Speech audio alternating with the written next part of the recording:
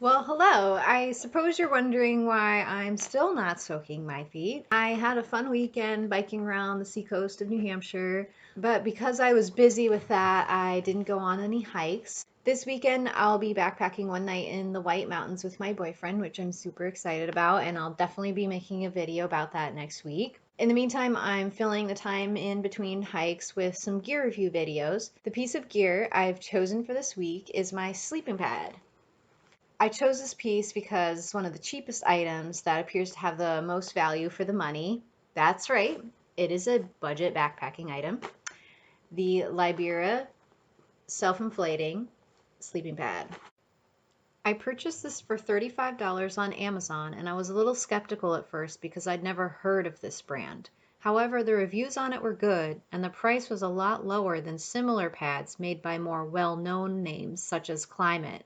The Libera sleeping pad measures 72 inches by 23 inches, packs down to a compact 3 inches by 8 inches, and, with its stuff sack, weighs in at 15.9 ounces, which isn't the lightest sleeping pad you can buy, but it's not bad at all. Without the stuff sack, it weighs 15.4 ounces. You might be wondering about R value. Will it keep me warm?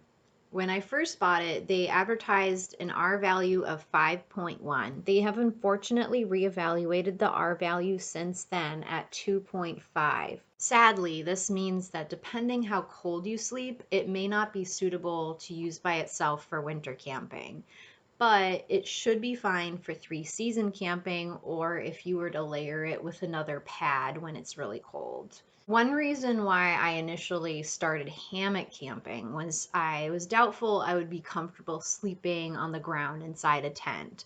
This sleeping pad changed my perception about sleeping on the ground, as it's actually pretty comfortable even as a side sleeper. Setup is easy. You take it out of the stuff sack, unroll it, and inflate it with 12 to 15 or so breaths. Tighten the valve and you're good to go. It fits great in a one-person tent or side by side with another pad in a two-person tent. I've used this pad on 4 trips now, and it's been really reliable so far. I haven't had any leaks, no problems, no holes, nothing. I will continue to use it when I tent camp, although I am making a return to hammock camping as the weather's gotten colder and I want to try out my new colder weather hammock setup, which I actually will be using for this upcoming weekend trip.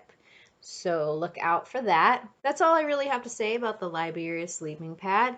If you have any questions about it, or if you have other budget sleeping pads that you recommend to people who are getting started with backpacking or maybe are on a budget, then please comment. But in the meantime, I will see you next week and happy trails.